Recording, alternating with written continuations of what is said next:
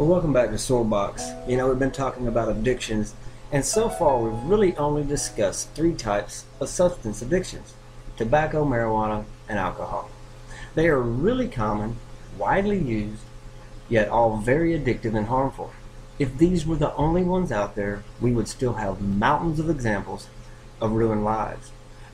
Because of so many other powerful, harmful, and highly addictive drugs out there, people tend to not take the risk for these three as serious as they should. And one of these three, or all of these three, are almost always used prior to using harder drugs such as cocaine or crack or meth, heroin, ecstasy, speed, LSD, or abuse of prescription drugs, which is quickly becoming the drug category of choice for many people, pain medication. So it's very important as we move forward and look at some other addictions that we do not minimize the ones that we have already discussed, because each of them are harmful and can lead to a lifetime of addiction and set yourself up to more harmful addictions. And it's usually after an established pattern of using one or all of these drugs that we're willing to try something such as cocaine or LSD or even heroin. It's kind of like getting into a swimming pool in the shallow end because the water's cold. You slowly ease yourself and your body into the water, adjusting slowly to the changes in temperature. Obviously exposure and availability play a part in what someone might try, but in today's culture, there are very many powerful substances available to almost anyone. For some people, they go through years of their lives, perhaps as a weekend or occasional drug user. Marijuana, alcohol, not really addicted, but nonetheless they use. Then something bad happens, and something always happens to all of us at some point and to some degree. This person who is already experimenting with drugs is more likely to seek more comfort and escape through these drugs and be willing to try more powerful drugs in order to escape from their emotions and their suffering. These types of things which drive a person to any addiction are often referred to as triggers. Certain people, certain places, certain things, certain thoughts about a specific issue can fuel an addict to quickly return to the drug or action as their way of coping. When we teach our brain and our body to respond to certain situations by giving it a substance that alters it, over time we in essence reprogram the brain. We damage our brains, and we can be left with a severe handicap in using self-control, reason, and good decision making, things that we're going to need to overcome an addiction. You don't have to be a genius to understand that the more powerful the drug, combined with the more traumatic the root cause or trigger that drove the person to use to begin with, well, then the more severe the addiction is likely going to be, and the more difficult it's going to be to get clean. And drugs such as cocaine and crack and meth and heroin are extremely potent and addictive. Simply telling a severely addicted person in this situation to just grow up and be responsible and stop is kind of like telling someone who just jumped out of an airplane to stop in midair. They may want to stop.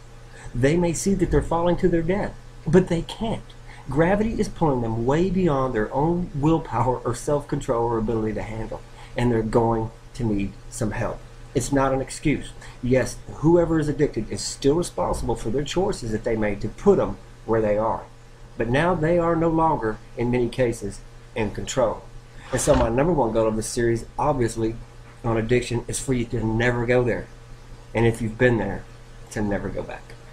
In the mid-1980s, a new form of cocaine called crack began to hit the streets in some of America's large inner cities. Smoked in pipes, it was absorbed quickly into the bloodstream and reaches the brain in just 8 seconds, delivering a much quicker, more powerful high than that of snorting cocaine, a drug that had been more commonly among the wealthy due to the cost. But crack could be sold in smaller, cheaper quantities, making it more available to everyone, and it spread very, very quickly. We all saw on the news how street gangs fought over control of its sale on the streets, leaving many young people dead as people lined up to buy the drug. After inhaling this drug, large amounts of dopamine are released in the brain that induce very strong feelings of euphoria. Really, there's no way to adequately describe how it feels. But you know what? It is quite easy to describe all the bad effects that it leaves behind. The high only lasts between 5 and 10 minutes, and then the dopamine levels in the brain drop like a rock, no pun intended there, leaving the user feeling depressed and lower than ever. In fact, it's a horrible, empty feeling, especially when compared to the high euphoric feelings experienced only moments before. So what does the person do? What's the solution? Well, they take another hit, and another, and another. But the dopamine levels in the brain take time to replenish. So the repeated hits, regardless of how much they're using, tend to bring less and less intense highs. Users often carry out this repeated activity for days without sleeping or eating until they run out of money or can't find any more. It's like a cat chasing its tail. After the initial high, a user may begin to take bigger hits or often seeking to reach the same level again, only causing irritability, restlessness, and paranoia. They can begin to hear things and to believe things that they believe are real, but are not. In cases, this can be severe hallucinations, just like with drugs like meth. The fact is, you don't really know how your body might react to it. In fact, you might take one hit and have a heart attack and die. It's happened. One reason a person stops from using, their body feels horrible. Or once a person stops from using, their body feels horrible. You're tired from no sleep, no food, being controlled by a powerful substance, sometimes for days. The body is absolutely drained. A person may go for days without using it again and not experience the withdrawals of an alcoholic, but the cravings and the desire to get high again are very strong. And just like with any other addiction, each time we give in, it's harder to resist the next time. God created the ability for us as humans to experience pleasure. It's a gift from God. And what a blessing it is. He's given us so many things in this life that bring pleasure. Psalm 16:11 says, "You will show me the path of life. In your presence is fullness of joy. At your right hand are pleasures forevermore." God's pleasures are real.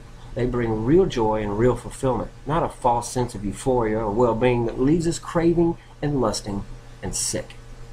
But pleasure must not be our God. God is our God. Pleasure is something we experience and enjoy. It's a part of life. Not every second of the day are we supposed to be in this euphoric pleasure. But when we mess with our brains and subject them to large doses of drugs that create extreme highs, then our brains begin to act like that is a necessity, and our bodies begin to respond like it has to happen.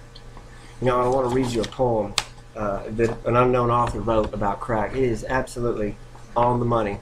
It's a little bit long, but I hope you listen to it. It says, "My name is crack. I destroy homes. I tear families apart. I take your children, and that's just the start.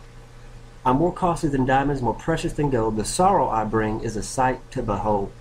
If you need me, remember I'm easily found. I live all around you in schools and in town. I live with the rich. I live with the poor. I live down the street, maybe even next door. I am made in such ways you can shoot me or smoke. I used to be called cocaine or coke. The sound that I make when you're inhaling my stench is how my name crack came to be. Perfect sense. My power is awesome. Try me, you'll see. But if you do, you may never break free. Just try me once, and I may let you go. But try me twice, and I'll own your soul. When I possess you, you'll steal and you'll lie. You'll do what you have to just to get high. The crimes you'll commit for my narcotic charms will be worth the pleasure you feel in your arms, lungs, and nose. You'll lie to your mother. You'll steal from your dad. When you see their tears, you should feel sad.